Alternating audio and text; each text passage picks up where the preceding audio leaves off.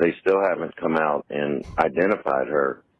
Oh, really? They haven't? They said that they couldn't identify her. They needed the medical examiner to do it. You're kidding me. Holy shit. Yeah. Was it that bad, son? It was that bad, Dad. I mean, I ran over her with a car 100 times, you know? It wasn't bad until that happened, and then it got bad. But, yeah. Listen, I know the calls are recorded and all that, but I was sitting here working and I was thinking about it. Yeah. And it's really bothering me, but this is what I just don't understand. Like, why to that extreme? You know what I'm saying? Like, what happened to make it to that extreme, son? I don't know. What are you angry with, dude? What are you angry about? And that was convicted double murderer Wade Wilson speaking to his father on a recorded call from jail. I'm Lauren Conlin, and today on The Outlier, we're discussing a case that's as dark as it is tragic. A story of senseless violence that left 2 innocent women dead and a community grappling with the terrifying randomness of it all. This is the story of Wade Wilson, a man who killed not for revenge, not out of jealousy, but seemingly for the sake of killing. Let's dive into the events of October 7th, 2019. The night started out like any other night for Kristine Melton and her best friend, Stephanie Johnson. They were looking forward to a night of live music at Buddha Bar, also known as Buddha Live, in Fort Myers, Florida. Kristine and Stephanie were more than friends, though. They were basically sisters. They'd known each other since high school, moved across the country together, lived together all throughout their 20s, and eventually moved to Florida to be close to their families. Both women worked at Duffy's in Cape Coral, and their bond was just inseparable. And for those unaware like myself, Duffy's is a sports bar and grill in the area. So that night, the 2 women met Wade Wilson, who introduced himself as JR, and another man named Jason Shepard. So the 4 of them hit it off, and as the night progressed, they decided to take the party to Shepard's house. Things seemed friendly enough, but it soon became clear that Kristine and Wade Wilson were getting a bit closer than Stephanie and Shepard. They seemed to keep things platonic. So as the night turned into early morning, Stephanie decided it was time to head home. She had responsibilities, she had to get her son ready for school, and she had a shift at work. So she checked with Kristine to make sure it was okay to leave. And according to her testimony during the trial, Kristine showed no sign that anything was wrong, so Stephanie left, leaving her friend alone with Wade Wilson. And again, Stephanie claimed Kristine would have told her or would have made some kind of signal like, no, girl, you can't leave. You cannot leave me alone with him. But she didn't. So that decision, unfortunately, was a deadly one. So something snapped in Wade Wilson after Stephanie left. While lying in bed next to Kristine, he simply rolled over and strangled her to death. Cold, calculated, and without warning. Just like that, Kristine's life was taken for no reason. And Wade Wilson's next moves were just as disturbing. So, unable to drive the car he had at the bar last night, he stole Kristine's car and her cell phone and headed to see his girlfriend. Yes, you heard that right. His girlfriend, Melissa Monetez, better known as Mila. But this visit was no loving reunion. Wade Wilson became violent with Mila, assaulting her and then attempting to kidnap her before fleeing the scene. Fueled by this rage, Wilson then encountered Diane Ruiz walking along the road. And we don't really know how or why Diane got into his car. Supposedly he wanted directions and she was helping him and she was on her way to work and maybe he offered to give her a ride. And just as a side note, if you know what Wade Wilson looks like now, he has all those tattoos on his face. He's got that tattoo that looks like he's smiling. It's beyond creepy. Well, he didn't have those tattoos then. And I firmly believe if he had them, this would have saved Diane Ruiz's life because she would have never gotten into the car with him. And look, possibly Kristine's as well, because I don't know if she would necessarily be attracted to a man who did that to his face. But Anyway, Diane Ruiz got into his car, but moments later, Wade Wilson strangled her as well and then dumped her body right outside, but didn't stop there. He ran over Diane's body multiple times, over and over and over. And you heard him on that call. He said he ran over her body like 100 times. I mean, he was literally driven by pure cruelty. He at one point described her body as spaghetti, and I'm so sorry that I just had to say that. Wade Wilson actually confessed to his dad after the murders, and this is how he was eventually arrested. And on June 27th, 2024, he was found guilty of 2 first-degree murder charges along with grand theft, battery, and burglary. But one of the most damning pieces of evidence in the trial was obviously his confession to his biological father, Stephen Testaseca. And I always mispronounce names, so I am very sorry about that. But let's take a step back and let's just look at Wade Wilson's early years for a minute, which might give us some insight into what shaped this killer, along with some other things that I will be discussing that happened during the trial, but we'll get there. So Wade Wilson's biological father, Stephen Testaseca, was just a teenager when he learned that he was going to be a father. Wilson's mother decided to put him up for adoption, and a family from her church took him in. He grew up with his adoptive parents, Steve and Candace Wilson, in Tallahassee. He attended Deer Lake Middle School and Lawton Chili's High School, likely graduating around 2013. It seems like he had a pretty typical childhood until his early teen years, and that's when he started using marijuana. From there, things appeared to take a downward spiral.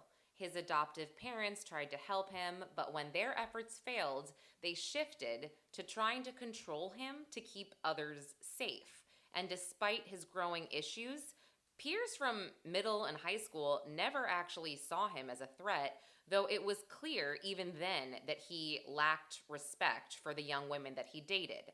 One of the more chilling aspects of the case is the role that Wilson's biological father played even from a distance. Though they had minimal contact, Wilson felt compelled to call his biological father to almost brag about what he had done to Kristine and Diane. Why? Well, perhaps it was a twisted need to prove himself to his father to show that he was capable of anything.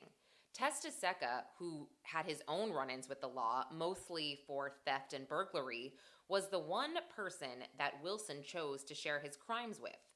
But something that we also need to discuss, which was a big factor in the penalty phase for Wilson, because he is being considered for the death penalty, is his mental state.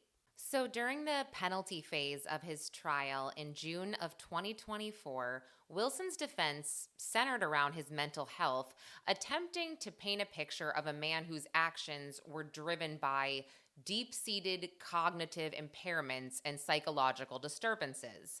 3 physicians testified, 2 for the defense and 1 for the state, providing conflicting insights into Wilson's mental state and how it may have contributed to his horrific crimes. Let's break down what they revealed. So the defense's first expert, Dr. Hyman Eisenstein, he's a neuropsychologist who met with Wilson on 3 separate occasions, and according to Eisenstein, Wilson's life seemed fairly normal during his early years. He grew up in the Tallahassee area, like we said, with adoptive parents, attended school, participated in sports, and was actually active in his local church. However, Eisenstein noted that Wilson's behavior began to change dramatically after puberty. Eisenstein described a pattern of mood swings, bizarre thoughts, including a belief that a, quote, alien presence was out to get him. So by the time Wade Wilson was 15 or 16, his mental health had deteriorated to the point where he was actually involuntarily committed to a mental hospital, though he was released the following day. And not long after that, he was expelled from high school over drug accusations. So these were early signs of instability, and apparently a prelude for the more serious issues that would come later. And during his evaluation, Eisenstein conducted various tests that highlighted some disturbing trends. He emphasized that Wade Wilson was, quote, very impulsive and had a, quote, profoundly impaired executive function, which refers to the brain's ability to plan, focus attention, and manage multiple tasks. And Wade Wilson's IQ was measured at 92, falling within the lower than average range. But Eisenstein argued that it would have been lower if Wilson was actually under the influence of drugs. So it wasn't just the cognitive tests that concerned Eisenstein, though. Wilson's history of head injuries was another key factor. And I'm just going to insert my opinion here. I didn't really buy any of the above that I just listed as mental issues. I think they're pretty standard, but what I'm about to say, I do find to be a factor. So back to his head injuries. So between the ages of 10 and 20 years old, Wade Wilson suffered multiple concussions, bad concussions, starting with a baseball injury at 10 years old and followed by a football-related concussion at 11. But then, at age 18, he was involved in a car crash that left him with major head trauma. And I mean, this car crash is crazy because everybody died except for Wade Wilson. That just tells you how serious it was. So he had this crazy head trauma, and then a second car crash happened to him within 3 years, combined with a drug overdose and then a seizure at age 20. So all of this is very compounded brain damage, if you will. So Eisenstein concluded that Wilson suffered from neurocognitive brain impairment, likely linked to these repeated head injuries. Then the defense also called Dr. Mark Mills, a forensic psychiatrist who corroborated much of Eisenstein's analysis. Mills explained that Wilson began showing signs of paranoia, hostility, and isolation as early as 2007. By this time, Wilson's worldview had become dark and almost suspicious. He believed others intended to harm him and his family. So Mills revealed that much of Wilson's clinical history was self-reported, as many of his childhood and teenage records were destroyed in a fire. So you can take that for what you will. And despite some inconsistencies in Wade Wilson's own account, Mills did emphasize that the anomalies in his testing were significant. And Mills did admit that Wade exaggerated some symptoms during the evaluations, which is a sign that he might have been attempting to manipulate the tests. And on cross-examination, the state's expert, Dr. Michael Herkoff, took a different stance. So Herkoff, who was a clinical and forensic neuropsychologist, testified that he didn't find any evidence of a serious mental disorder in Wilson. During their meeting, which lasted over an hour, despite Wade Wilson saying he'd only give 15 minutes, Herkoff noted that Wilson didn't display any memory issues and didn't seem to be suffering from any significant cognitive impairments. In Herkoff's view, Wilson's actions weren't driven by mental illness, but by something far more horrific, his own choices. So I guess this leaves me a bit confused in understanding Wade Wilson. The defense's narrative does suggest that Wade Wilson's violent behavior is rooted in a mix of brain damage, early trauma, and deteriorating mental health. I do agree he most likely has some brain damage. I don't necessarily know about early trauma. He seems like his childhood was fine, and if he has any type of deteriorating mental health, I guess that would be from his drug use. I don't necessarily feel bad about that. But the state counters with a simpler explanation. Wade Wilson isn't mentally ill. He's simply a violent individual who made a deliberate, calculated choice. And I mean, this debate, it does highlight a broader question that does linger in a lot of criminal cases. How much of someone's actions can we attribute to their mental state versus their moral choices? With Wade Wilson, I tend to believe that it's 95% moral choice and 5% brain damage, but that's just me. So, as the trial moved forward, the jury was left to decide how much weight to give to Wilson's mental health in determining his fate. And as his sentencing approaches, which is coming up August 27th, and we will know whether he gets life in prison without the possibility of parole or he gets sentenced to death. Either way, having this man off the street is a really smart move, and we are now safer as a society because of it. But unfortunately, Kristine and Diane were not. But let's take a moment to remember the victims, two women who had so much more to offer the world than to be reduced to names on a tragic headline. Kristine Melton was 35 years old, a friend, and a beloved godmother.